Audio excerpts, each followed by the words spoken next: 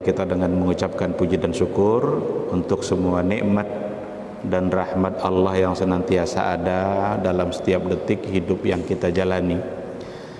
Kita diberikan semangat iman oleh Allah dan kita diberikannya kesehatan.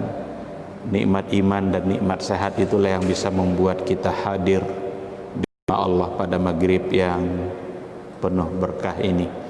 Mudah-mudahan kehadiran kita di majelis ilmu pada malam ini membuat kita bisa mendapatkan rahmat dan kasih sayang Allah, membuat kita bisa mendapatkan doa-doa baik dari para malaikat, dan membuat kita bisa dibanggakan oleh Allah di hadapan makhluknya di atas langit sana. Sama-sama kita juga harus senantiasa berselawat dan salam untuk Rasulullah sallallahu alaihi wasallam. Allahumma salli ala Muhammad wa ala ali Muhammad. Mudah-mudahan kita sebagai umatnya senantiasa bangga untuk berada di atas sunnahnya, senantiasa bangga untuk membela sunnah-sunnah Rasulullah sallallahu alaihi wasallam. Kalau sahabat dulu membela Nabi itu langsung secara fisik, karena Nabi itu ada di hadapan mereka. Mereka adalah orang-orang yang terdepan ketika menghadapi musuh. Tapi hari ini Rasul sudah tidak ada. Maka cara membela Rasul itu adalah membela sunnah-sunnahnya. Ketika syariat dilecehkan, ketika sunnah mulai diabaikan, maka tugas kita lah, kalau benar kita mencintai Rasul, maka kita harus merasa terpanggil untuk membela apa yang sudah disampaikan oleh Rasulullah sallallahu alaihi wasallam. Mudah-mudahan itu bisa menjadi bukti nyata bahwa kita mencintai beliau, yang dengan cara itu insya Allah kita bisa mendapatkan syafaatnya di yaumal mahsyar, yauma la yanfa'u malun wala banun illa man atallaha biqalbin salim. Ikhwati fillah, ma'asyiral hadirin wal hadirat, rahimani Allah wa iyyakum. Kembali pada maghrib ini kita akan melanjutkan kajian dengan tema Maqasidus Syariah. Yang terakhir yang sudah kita bahas adalah pembagian Maqasidus Syariah ditinjau dari sisi kekuatan dan bobot kebutuhan kita terhadap maslahat, di mana dulu kita katakan bahwa maqasidus syariah dari sisi itu dapat dibagi kepada tiga.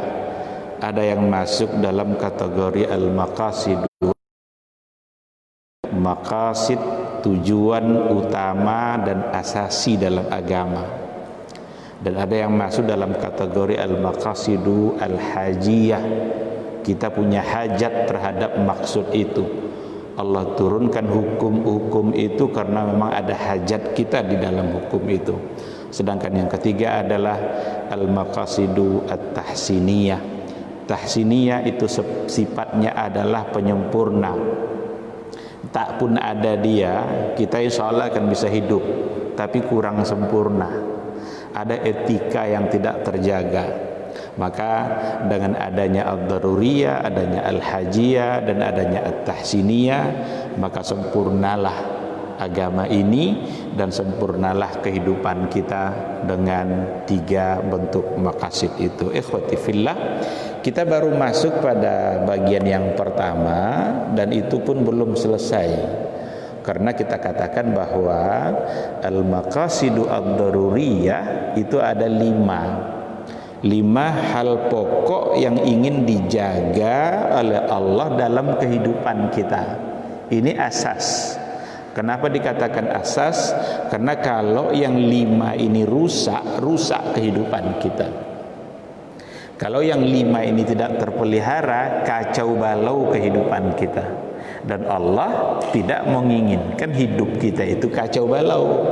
Allah menginginkan kehidupan kita itu senantiasa baik, dan baiknya hidup ketika terjaga yang lima ini. Apa yang lima itu? Yang pertama dulu kita katakan agama. Maka muncullah istilah hifzuddin. Allah menurunkan berbagai macam bentuk aturan-aturan agar agama kita terpelihara. Kalau agama tidak terpelihara, maka kacau hidup kita. Tidak ada lagi aturan, tidak ada lagi halal haram, tidak ada lagi batasan-batasan mana yang boleh, mana yang tidak boleh. Kan kacau jadinya, kayak orang komunis jadinya kan, istri orang istri dia. Dengan adanya hifzuddin, dengan adanya aturan-aturan Allah dalam syariat ini, ingin dia dalam hidup kita ini agama itu terjaga. Bukan hanya sekadar kehidupan di dunia saja, yang lebih kacau lagi kehidupan akhirat kalau agama tidak terpelihara. Dan kehidupan akhirat jauh lebih penting daripada kehidupan dunia. Kalaulah Allah tidak turunkan aturan-aturannya, kalaulah kita ini tidak beragama, maka kehidupan kita pada dua tempat tadi, dunia akhirat, akan menjadi kacau. Hifzuddin ini alhamdulillah kita sudah sampaikan, sudah kita jelaskan juga dengan contoh-contohnya. Yang kedua ada hifzun nafs. Kita kemarin berhenti di sini. Hifzun nafs. Allah Subhanahu wa taala dengan aturan-aturan yang diturunkannya itu diantara maqasidnya adalah untuk menjaga diri. Nafsun itu artinya adalah jiwa atau diri. Kenapa Allah turunkan aturannya agar jiwa terjaga? Karena kalau jiwa kita, diri kita tidak terpelihara, maka kacaulah kehidupan kita. Diri kita ini jiwa kita. Jiwa tidak boleh sakit. Karena kalau jiwa sakit berarti adalah sesuatu yang tentu tidak menyenangkan. Maka Allah turunkan berbagai macam bentuk aturan agar jiwa terpelihara. Bahkan dulu kita katakan Allah sudah turunkan aturan untuk menjaga jiwa sebelum jiwa itu ada. Sebelum jiwa itu lahir, sebelum diri itu lahir, Allah sudah buatkan aturannya. Dulu ada ayat yang kita angkat terkait dengan kewajiban memberi nafkah bagi seorang suami yang menceraikan istrinya pada saat hamil. Jadi kalau ada suami menceraikan istrinya dan istrinya dalam keadaan hamil, itu berarti dia dalam masa iddah. Ada nafkah iddah, mut'ah istilahnya. Jadi kalau mut'ah itu istilah untuk nafkah pada saat dia dalam keadaan iddah. Tapi kalau saat dia menjadi suami istri, ya namanya nafkah. Ada nafkah zahir, ada nafkah batin. Saat menjadi suami istri dalam keadaan menjalin masa iddah, bukan berarti kewajiban suami itu lepas untuk memberikan kebutuhan-kebutuhannya. Kalau dia hamil, wa in kunna ulatu hamlin fa anfiqu alaihinna hatta yada'na hamlahunna. Jika mereka dalam keadaan hamil, maka infak itu nafkah. Berikan nafkahnya hatta yada'na hamlahunna. Ini sesungguhnya adalah ketentuan hukum yang datang dari Allah agar jiwa itu terpelihara padahal dia belum lahir. Jangankan ketika jiwa itu sudah dilahirkan, belum lahir, masih dalam rahim, tapi sudah dijaga oleh Allah Subhanahu wa taala. Begitulah hifzun nafs.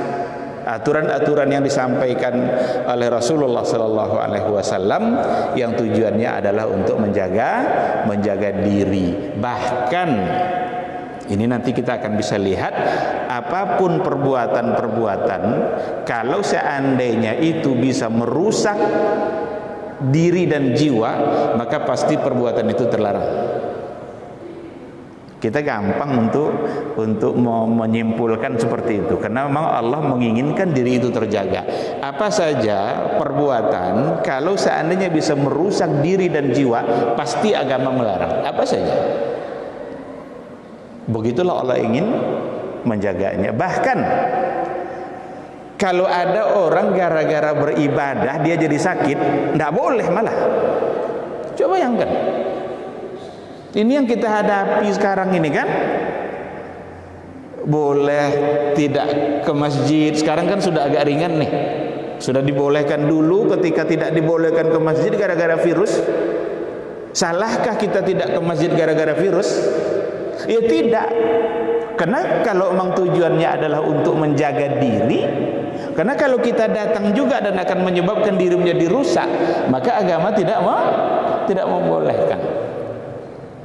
Ada dulu datang kepada Rasulullah sallallahu alaihi wasallam orang yang ingin beribadah dan tak mau tidur malam.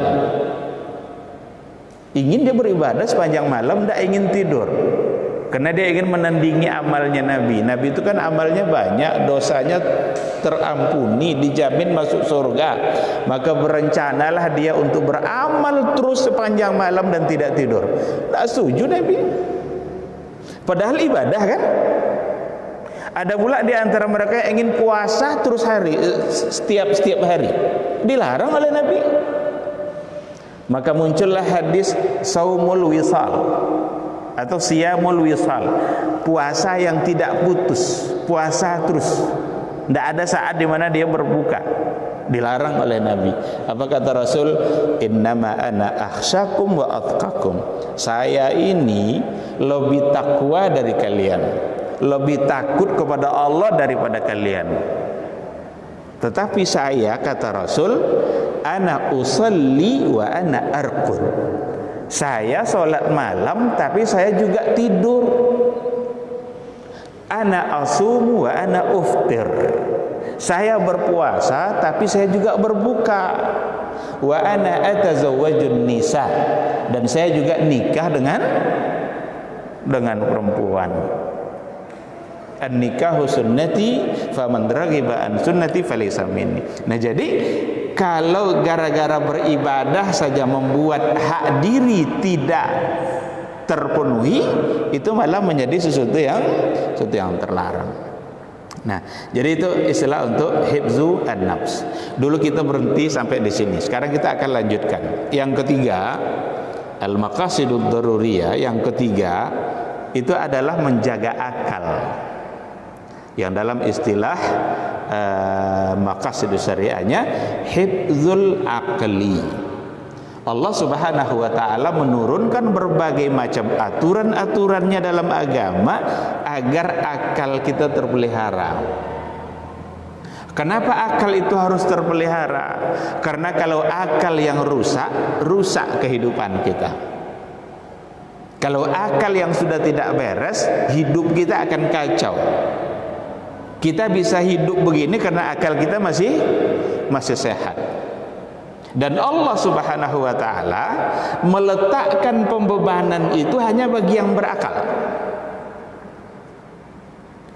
Hukum itu dibebankan oleh Allah Subhanahu wa taala hanyalah bagi orang-orang yang berakal. Orang-orang yang tidak berakal tidak ada hukum. Maka kalau tidak mau menerima pembebanan ini, jadilah orang yang tidak sehat akal. Kalau mau gila saja, tidak ada hukum. Datang Ramadan, orang puasa, dia berdosa tidak orang gila kalau tidak puasa? Tidak ada dosanya, karena tidak ada akal. Oleh karena itu, kalau kita lihat secara keseluruhan, hukum yang ditetapkan agama itu hanya berlaku bagi yang berakal. Oleh karena itulah kalau kita lihat definisi hukum syariah oleh para ulama fikih, khitabullahi ta'ala, khitab atau titah atau perintah yang datang dari Allah Subhanahu wa taala, al-muta'allaqu bi af'alil mukallafin, yang berkaitan dengan orang-orang mukallaf. Siapa itu mukallaf? Mukallaf adalah orang-orang yang memang sudah mendapatkan pembebanan hukum. Dia akil, dia baligh.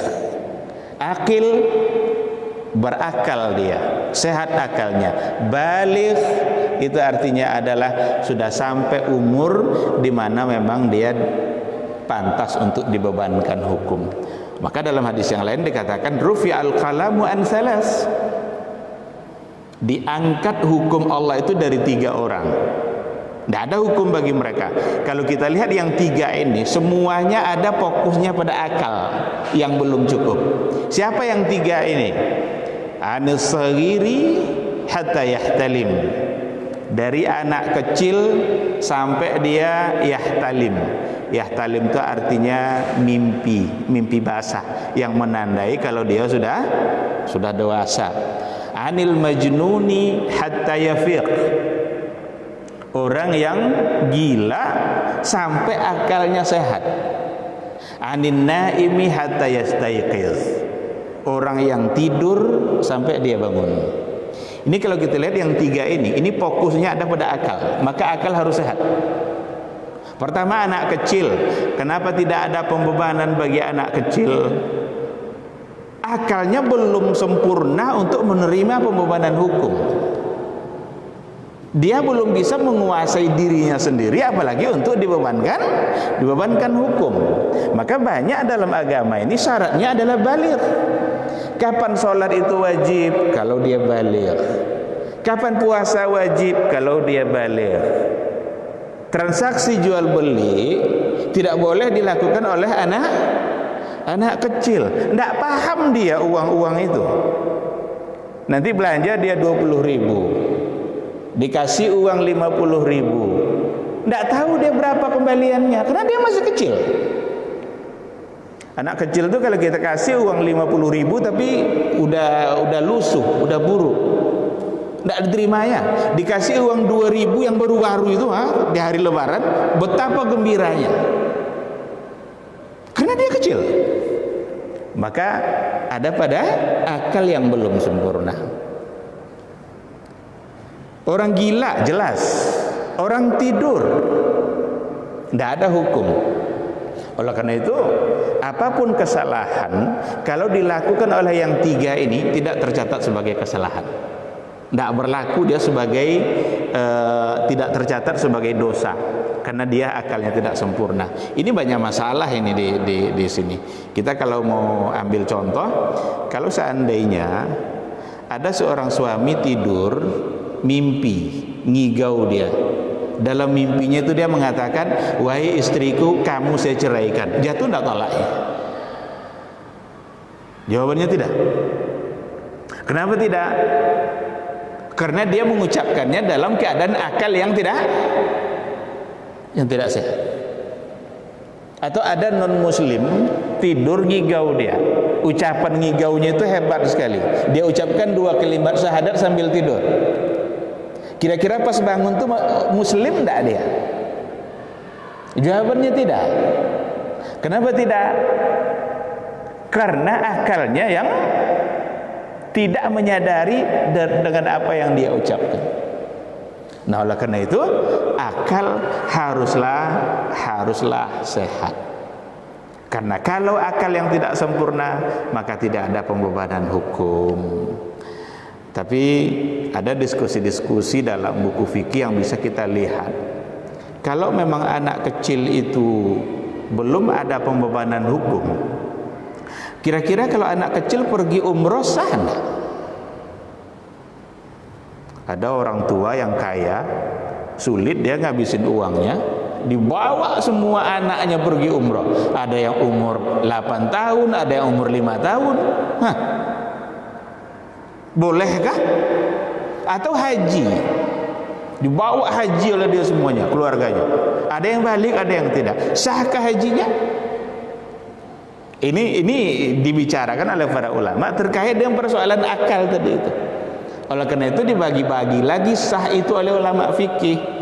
Ada yang syarat itu, ada yang syurutus sihha, ada yang syurutul ijza, ada yang sekedar syarat sah, ada yang syarat itu nanti syarat sudah cukup dan memadai. Oleh karena itu jawabannya oleh para ulama, dari segi sah hajinya, sah umrohnya, tetapi itu belum memadai, belum cukup. Apa arti belum cukup itu? Belum menggugurkan kewajiban dia sebagai seorang muslim. karena dia kerjakan pada saat dia belum mukallaf. Artinya apa? Nanti kalau dia sudah dewasa, kaya dia, bisa tidak dia mengatakan, saya kan tidak perlu lagi haji karena dulu umur 7 tahun saya sudah haji. Bisa tidak? Tidak bisa, karena belum menggugurkan kewajiban. Tapi sahkah kalau dia kerjakan semua tata cara, syarat, rukunnya dan lengkap semuanya, maka bisa dikatakan sah, tetapi nanti pahalanya menjadi untuk orang tua. Kalau dilihat dari sisi itu, maka ada perintah dari Rasul untuk menyuruh orang tua agar memerintahkan anaknya sholat ketika umur 7 tahun. Kalau 7 tahun belum mukallaf. Apa kata Rasul? Muru auladakum bisalati fi sab'in. Perintahkan anakmu untuk salat ketika berumur 7 tahun. Kok Nabi suruh perintahkan? Padahal umurnya 7 tahun, dan 7 tahun itu bisa dipastikan dia belum mukallaf. Wadribuhum fi ashrin. Pukul dia kalau sudah umur 10. Sudah 3 tahun nyuruh tidak juga dilaksanakan, boleh pukul dalam artian tarbiyah, untuk mendidik. Maka perintah yang ada tadi itu bukan karena wajib bagi dia, tapi dikarenakan itu sebagai ibadah bagi orang tua dalam mendidik anaknya. Ibadah bagi orang tua dalam mendidik anaknya ketika ia menyuruh anaknya untuk mengerjakan ibadah yang namanya sholat. Nah, ikhwati fillah, jadi tidaklah bertentangan ketika dikatakan akal yang belum cukup tetapi ada perintah, maka tidaklah bertentangan karena ada maksud yang diinginkan oleh Rasulullah sallallahu alaihi wasallam. Ada lagi masalah lain yang dibahas oleh para fuqaha. Kalau seandainya anak kecil itu memang belum mukallaf, berarti belum ada pembebanan hukum. Sekarang pertanyaannya, kalau seandainya ada anak kecil punya harta sampai nisab, sampai haul, wajibkah harta itu dikeluarkan zakatnya atau tidak? Kalau sepintas kita lihat, maka tidak, sebab anak kecil belum mukallaf. Apa ada anak kecil yang hartanya banyak? Ada. Mungkin karena warisan. Ada orang tuanya meninggal, orang tuanya kaya raya, dia umurnya 5 tahun, jatah dia 100 juta sampai haul, sampai nisab, wajibkah dikeluarkan zakat atau tidak? Atau bintang-bintang iklan di TV yang kecil-kecil itu banyak duit itu, tampil minum susu kurus tiba-tiba besar dia, dapat duit. Itu kan karena kerja dia, berarti duit dia. Sekarang sampai haul, sampai nisab, wajibkah zakat? Dia belum mengerti persoalan zakat, uang aja belum paham.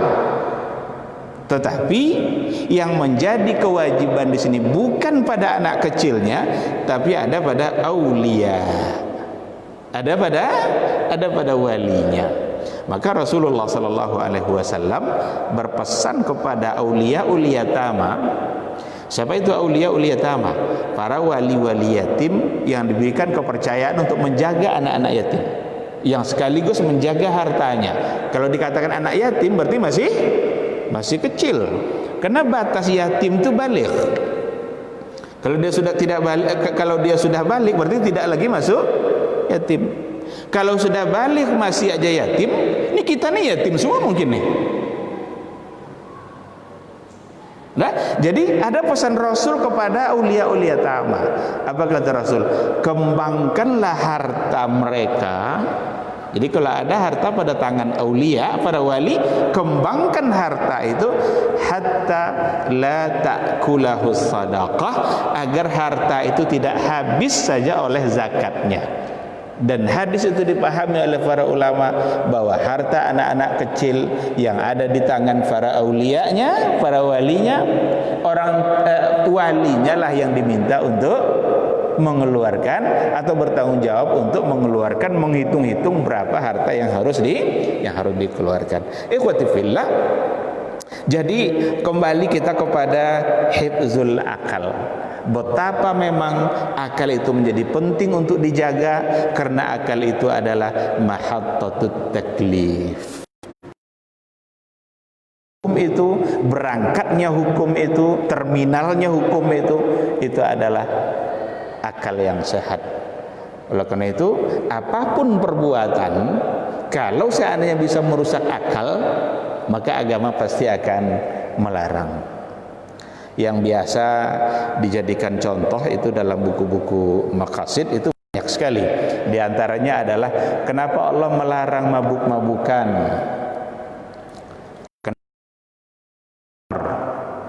Khamar itu kata-kata khamara itu artinya adalah menutup. Jadi khamar itu membuat situ menjadi tertutup. Dia akan menutup akal. Akal tidak lagi cerdas berpikir. Kalau seandainya dia mabuk-mabukan aja kerjanya, berarti itu bisa merusak akal. Yang ada dalam Al-Quran, yang ada pada hadis itu hanya khamar. Tetapi dalam kajian fikih itu ada namanya qiyas, ada namanya analogi. Sesuatu yang kalau ilatnya sama, meskipun tidak disebutkan dalam Al-Quranul Karim, maka hukumnya akan menjadi sama. Ada tidak narkoba dalam Al-Quran? Tidak ada. Ada tidak sabu-sabu dalam Al-Quran? Ekstasi? Tidak ada. Yang ada adalah khamar. Tapi kira-kira ada tidak kesamaan ilatnya? Apa yang akan ditimbulkan oleh mabuk-mabukan? Apa yang akan ditimbulkan oleh narkoba? Kalau memang sama, berarti hukumnya juga akan menjadi sama. Menyamakan hukum seperti itu namanya qiyas, analogi. Dengan munculnya analogi yang dirumuskan oleh Imam Syafi'i dalam kitab Ar-Risalah, itu benar-benar membuat bahwa Islam ini akan bisa menyelesaikan berbagai persoalan hukum. Karena tidak semua masalah ada dalam Al-Quran dan hadis. Tidak semua masalah dalam Al-Quran dan hadis, tapi semua hukum ada dalam Al-Quran dan hadis. Atas yang disampaikan, jumlah ayat tidak akan bertambah. Hadis segitu-segitu aja. Berarti jumlah masalahnya yang disebutkan dalam Quran, tapi semua hukum akan ada dalam Al-Quran. Maka wajar Imam Syafi'i rahimahullah pernah mengatakan, kira-kira bahasanya begini: tidak ada satu permasalahan pun yang terjadi di bumi Allah ini kecuali Islam halal atau haram, boleh atau tidak boleh. Itu makna dari sebuah ungkapan yang diucapkan oleh Imam Syafi'i. Jadi tidak ada satu persoalan pun yang terjadi di bumi Allah ini kecuali Islam akan bisa memberikan solusi. Ini boleh, ini tidak boleh. Ini halal, ini haram. Bagaimana caranya? Disitulah adanya qiyas, adanya analogi. Nah, oleh karena itu narkoba, ekstasi itu akan disamakan hukumnya dengan khamar dengan menggunakan konsep al-qiyas. Ada penelitian yang mengatakan bahwa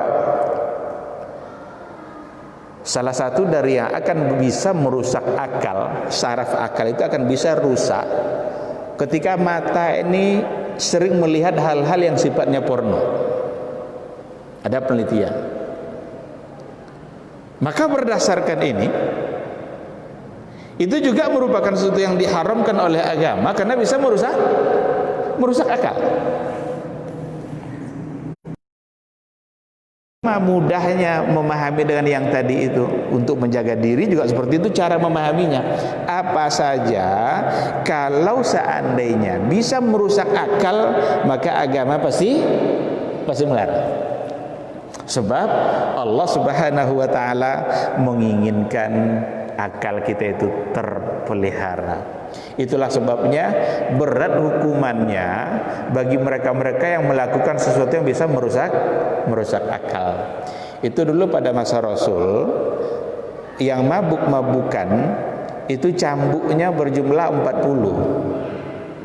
40. Kalau perzinaan itu kan 100. Kalau menuduh tanpa bukti 80. Itu namanya qazaf.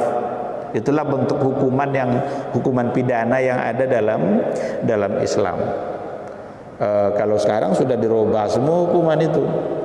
Tidak ada lagi cambuk 100, tidak ada lagi cambuk 80, tidak ada lagi potong tangan dalam hukum negara.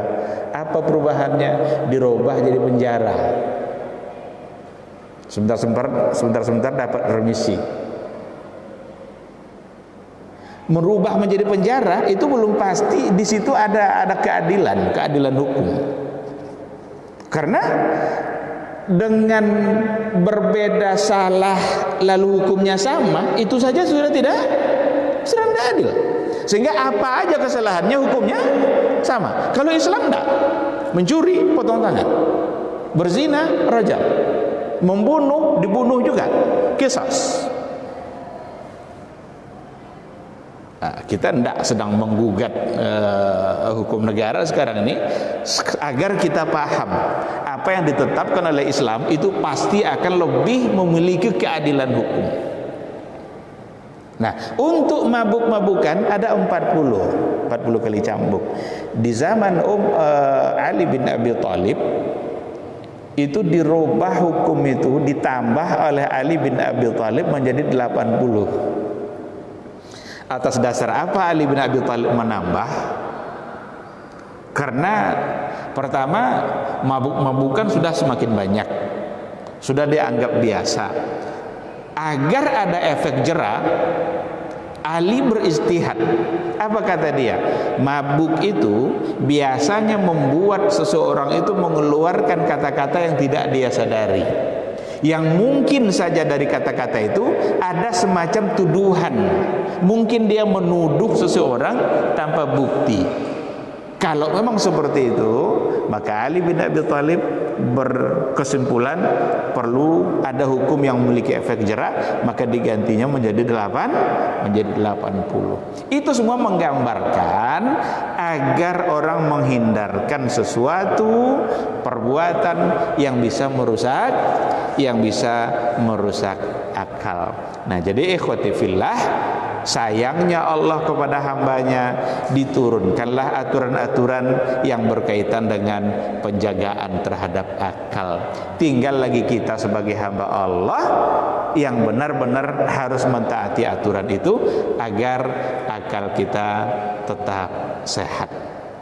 Jadi di satu sisi seperti itu, ada dari sisi larangan, ada dari sisi perintah.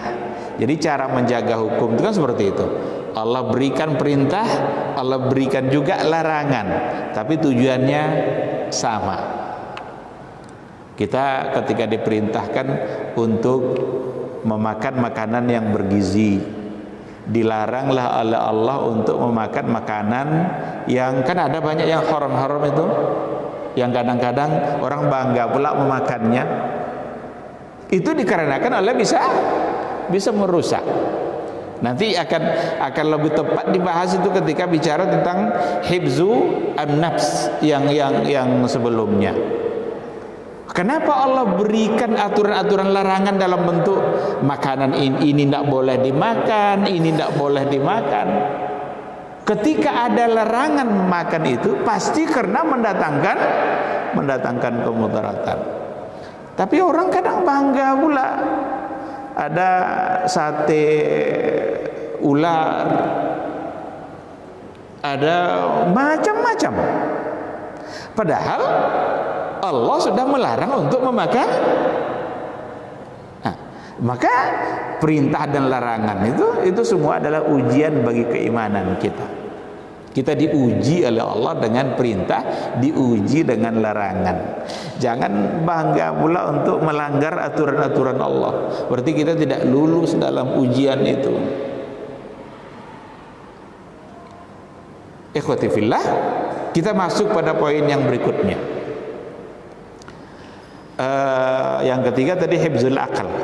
Yang keempat hibzu an-nasal. Menjaga keturunan dan nasab. Jadi Islam ini Allah Subhanahu wa taala dengan aturan-aturan agamanya ingin agar silsilah keturunan kita bisa terjaga, terpelihara. Karena kalau seandainya silsilah keturunan yang sudah kacau balau, kacau hidup kita. Tidak jelas lagi simpulannya siapa ayahnya. Maka perzinaan dalam Islam itu hukumannya sangat tegas. Kalau yang berzina itu sudah pernah nikah, maka dirajam. Tapi kalau belum pernah menikah, ada muhsan, ada ghairu muhsan. Jadi kalau sudah menikah, rajam. Kalau belum pernah menikah, maka dicambuk 100 kali. Tegas dalam Islam. Kenapa ada ketegasan itu? Agar silsilah keturunan terpelihara, nasab kita jelas. Kalau nasab tidak jelas, maka seperti yang dikatakan tadi,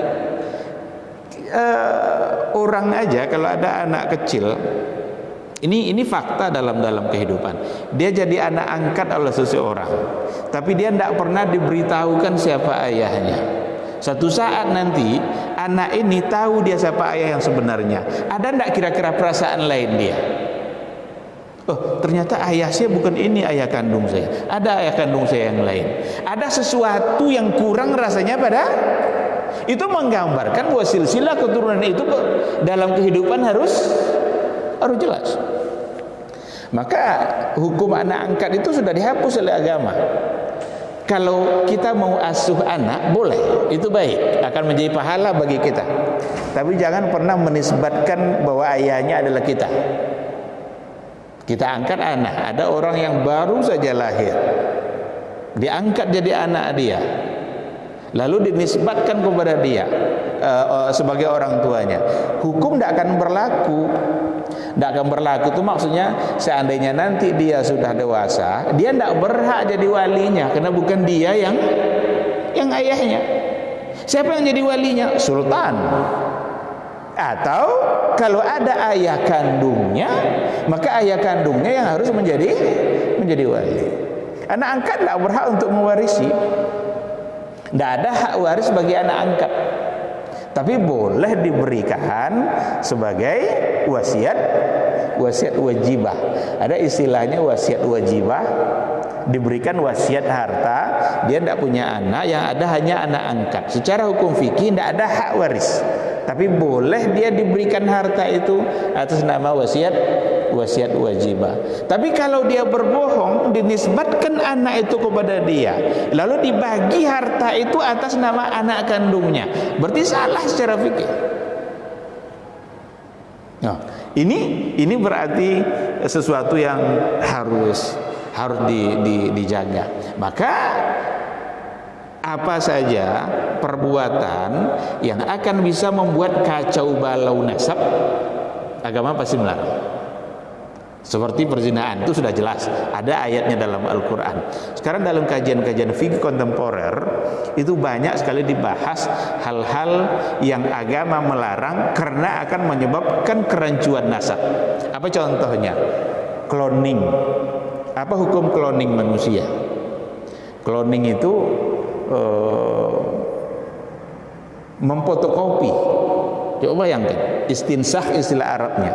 Kalau dulu kertas saja yang bisa difotokopi, sekarang enggak, orang mau difotokopi. Itu Habibie mau dikloning itu agar muncul Habibie yang lain. Lalu apa hukumnya? Lahirnya bayi proses cloning itu bukan dengan hubungan suami istri, tapi diambil sel dari ibunya, lalu diutak-atik sesuai dengan ilmu para ahlinya, bisa lahir. Lalu apa hukumnya? Para ulama itu di dunia Islam itu pernah melakukan muktamar dunia Islam. Berkumpullah para ulama sedunia ini, perwakilan dari negara-negara Islam untuk membicarakan hukum cloning. Apa hukumnya? Mereka mengatakan hukumnya adalah haram. Kenapa haram? Karena kalau seandainya anak-anak lahir dengan proses cloning, maka akan menimbulkan kerancuan nasab. Tidak jelas lagi siapa ayahnya. Bayangkan kalau satu generasi tidak jelas siapa ayahnya, maka akan melahirkan berbagai macam bentuk penyakit masyarakat. Siapa yang akan mewarisinya, siapa yang menjadi walinya, kalau ada permasalahan dia di masa kecil, siapa yang akan bertanggung jawab. Banyak sekali permasalahan yang akan muncul. Oleh karena itu para ulama mengatakan hukumnya adalah haram. Ada yang dibolehkan oleh para ulama dalam sidangnya itu, satu-satunya yang dibolehkan adalah untuk untuk hewan yang spesiesnya sudah hampir punah. Jadi cloning itu bukan khayalan. Sudah berhasil domba di Amerika lahir dengan sistem cloning. Jadi kemajuan teknologi itu memunculkan berbagai persoalan dalam kehidupan kita. Ada domba di Amerika lahir pakai proses cloning. Mereka namakan domba Dolly. Mereka kan tidak pernah puas dengan satu penelitian. Keberhasilan pada hewan membuat mereka mencoba pada manusia. Karena kata mereka kalau bisa berhasil pada hewan, maka akan bisa juga berhasil pada manusia. Tapi sampai sekarang belum ada manusia yang pakai sistem cloning yang dilahirkan. Tidak mustahil itu akan terjadi. Tapi bagi umat Islam itu merupakan sesuatu yang diharamkan dikarenakan oleh menimbulkan kerancuan yang ada pada nasab. Nah, ikhwati fillah, ada banyak contoh aturan agama seperti diharamkan LGBT. LGBT itu haram hukumnya. Itu sekarang ingin dianggap sebagai hak azazi. Padahal itu bukan hak azazi, itu penyakit. Pada masa Nabi Lut itu sebagai satu bentuk penyakit yang Allah turunkan azabnya. Gara-gara itu. Jangan dikira itu sebagai hak azazi. Sekarang aja orang menganggap ingin menjadikan LGBT itu sebagai hak azazi. Kata mereka, biarkanlah mereka mendapatkan kebahagiaannya melalui cara itu. Masa penyakit mau dipelihara? Jangan pernah memelihara penyakit. Justru orang kalau tahu dia sakit, dia ingin berobat, ingin sembuh. Hewan aja enggak ada yang LGBT. Ada anjing jantan sama jantan yang kawin dia jantan sama jantan. Ada kambing LGBT. Enggak ada. Kalau hewan aja enggak. Sekarang manusia ingin melakukan itu. Jadi wajar dalam Al-Quran dikatakan ulaika kal an'am bal hum adall. Banyak orang ini yang sama dengan hewan, bahkan lebih parah dari hewan. Nah, itu dilarang oleh Allah, dilarang oleh Rasul karena memang akan bisa menyebabkan kerancuan nasab keturunan. Oleh karena itu sekali lagi mudah kita menyimpulkan semua bentuk perbuatan yang akan bisa merusak dan membuat silsilah keturunan menjadi kacau balau, maka Islam pasti akan melarangnya. Taati ajalah aturan Allah itu. Jangan ikhtilat, jangan campur baur. Kenapa demikian? Karena ikhtilat dan berbaur laki-laki perempuan itu akan menggiring mereka kepada perbuatan yang lebih parah. La taqrabu zina. Jangan dekat atau mendekati melakukan satu perbuatan yang bisa menggiring seseorang kepada perbuatan zina. Bahkan ayat itu tidak dikatakan jangan berzina, tapi Allah mengatakan jangan mendekati zina. Artinya adalah jangan melakukan perbuatan apapun kalau jika bisa mendekatkan kita kepada perbuatan zina, karena perbuatan itu adalah akan menyebabkan kerancuan nasab. Ikhwati fillah, waktu kita sudah habis. Ada satu lagi sebagai penutup kita pada malam hari ini. Yang kelima itu adalah hifzul mal, menjaga harta. Harta harus terpelihara. Harus kita tahu mana harta kita, mana harta anak yatim, mana harta pengurus, mana harta zakat fitrah, mana harta ini. Kalau itu enggak jelas, kacau hidup kita.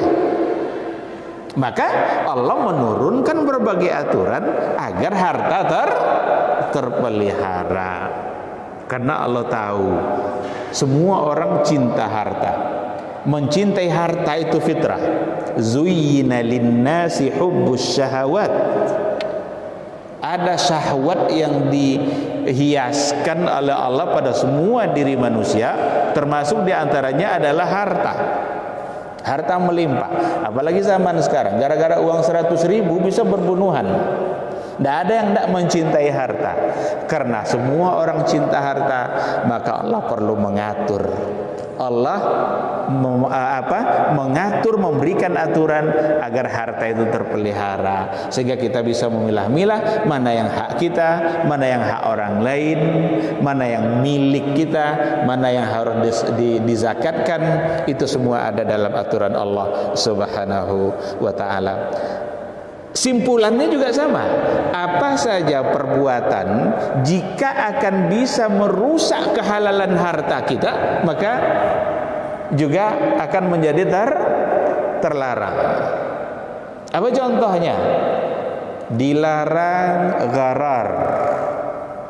Jual beli gharar itu sesuatu yang terlarang. Apa itu gharar? Ada zulm, ada gharar. Kezaliman. Ada gharar itu menjual sesuatu yang gak jelas. Dilarang oleh agama. Kenapa dilarang? Karena akan membuat kita menipu dan mengambil hak orang lain menjadi milik kita. Gharar itu ada pada barang. Tidak boleh menjual buah yang masih putih. Dilarang oleh Nabi. Ada durian, banyak bunganya, banyak putiknya. Mau tak kamu beli durian saya itu? Dijuallah durian dalam bentuk putik tadi. Kata Rasul apa? Siapa yang akan menjamin putik itu jadi buah? Tidak ada. Jangan-jangan hanya Allah yang bisa. Yang bertransaksi tidak bisa jaga itu. Jangan-jangan nanti selesai transaksi jual beli, putik itu berguguran semua. Berarti merugikan orang lain. Ada harta orang lain yang termakan oleh kita. Gharar. Zulm itu sikap kita. Jadi kalau gharar itu pada barang, ketidakjelasan pada barang. Kalau zulm itu pada sikap kita. Apa contoh sikap kita? Timbangan yang diutak-atik, timbangan yang sudah dibuat dia menjadi tidak akur lagi, dibuat paku di bawahnya agar jadi berat. 1 kilo tidak lagi 10 on. Sampai di rumah diukur ulang jadi 8. Berarti itu zulm. Sikap dia yang salah. Dan semua itu menjadi hal-hal yang terlarang di dalam agama. Ikhwati fillah, inilah 5 hal yang Allah Subhanahu wa ta'ala tetapkan sebagai hal-hal pokok dan asasi, dan Allah ingin yang 5 ini terjaga melalui aturan-aturan agama yang diturunkannya. Harus terjaga agama kita, harus terjaga, terpelihara diri kita, harus terpelihara akal kita, harus terpelihara keturunan dan nasab kita, dan yang kelima harus terpelihara baik-baik harta kita. Apa saja perbuatan jika merusak yang 5 ini, maka Allah dan Rasulnya pasti akan melarang, dan berarti perbuatan itu menjadi perbuatan yang haram dan berdosa untuk melakukan sesuatu yang bisa merusak kelima hal ini. Dan itulah yang menjadi bentuk dari al-maqasidu ad-daruriyah. Maqasid yang sifatnya daruri, asasi dalam kehidupan. Saya kira itu yang bisa disampaikan pada maghrib ini. Nanti insya Allah kita sambung lagi pada al-maqasidu al-hajiyah. Hajat itu di bawah darurat. Kalau darurat asas, rusak kehidupan kita kalau dia rusak. Tapi kalau hajat tidak rusak kehidupan kita, tapi ada kesulitan-kesulitan yang akan kita hadapi, dan Allah turunkan hukum agar kita keluar dari kesulitan itu. Insya Allah pertemuan yang berikutnya kita membahas al-maqasidu al-hajiyah. Ikhwati fillah, Mudah-mudahan majelis ini menjadi ibadah bagi kita bersama, bisa mendekatkan diri kita kepada Allah, bisa menambah ilmu dan wawasan, sehingga dengan cara itu kita bisa menjadi mulia di mata Allah Azza wa Jalla. Amin, amin ya rabbal alamin. Terima kasih, mohon maaf. Subhanakallahumma bihamdika asyhadu an la ilaha illa anta astaghfiruka wa atubu ilaik. Wassalamualaikum warahmatullahi wabarakatuh.